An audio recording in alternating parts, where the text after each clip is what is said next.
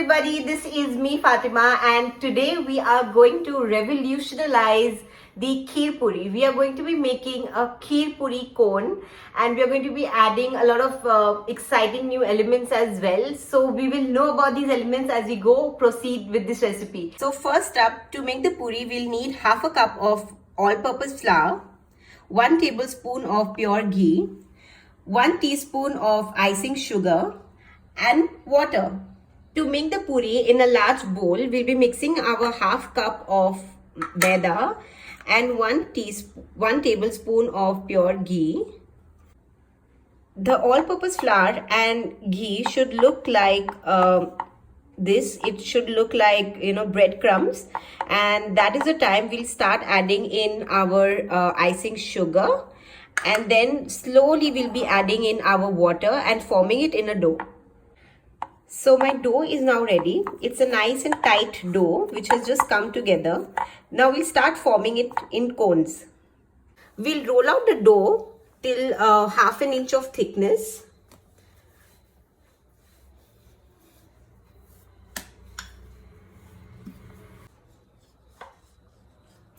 We are going to be cutting it into half an inch of thickness, and we'll make as many stripes as we can from the laid out dough.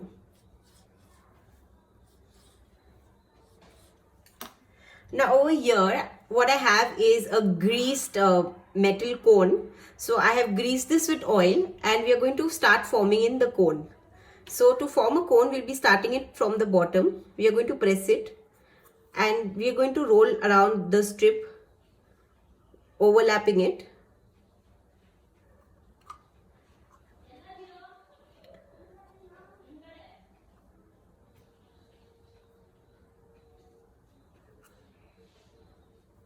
Try to leave no spaces in between, otherwise these will become like really small air pockets which will not form a perfect cone.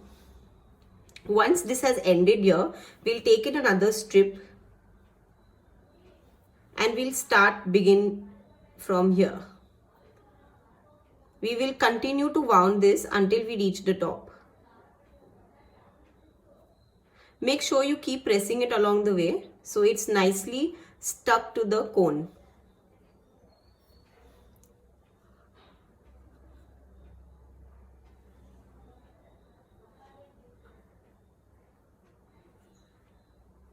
Once we have reached the top, so I'm going to bend it a little and start pressing it here. So my cone is now ready. I'm going to give it a nice light rolling press so that it does not have any air pockets in between. So this is the ready cone. Kept 1 cup of oil. I have kept it on medium-low flame, and I'm waiting for it to get hot. Once it is nice and hot, I'm going to be adding in my cone into the oil.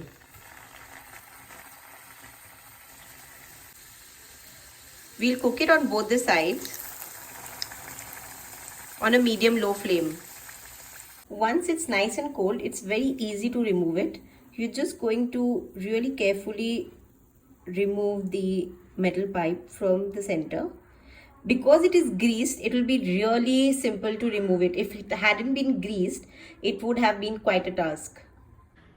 So now that our cones are nice and ready, we are going to move into the second part of the dessert, which is the kheer. So let us begin. In the kheer, we'll be needing 1 cup of cooked rice, 1 cup of whole milk, and 1/4 cup of sugar. We'll be adding in the milk, rice, and the sugar, and we'll leave it to cook over medium flame.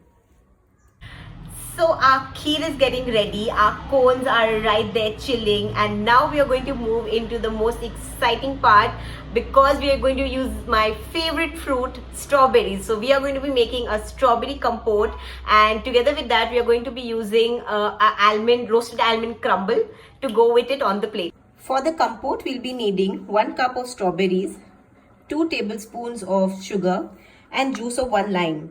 Add the diced strawberries in a pan. Then add in the sugar, squeeze in the lime juice. Work this mixture until the strawberries are nice and soft. So now we'll move into our last element, which is the roasted almond crumble. To make the roasted almond crumble, we'll first dry roast some chopped almonds.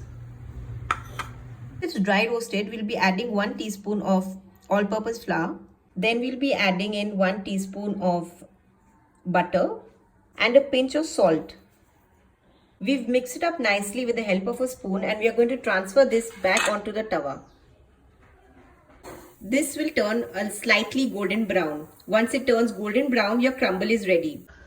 Now we've got all our elements ready. So let us start plating.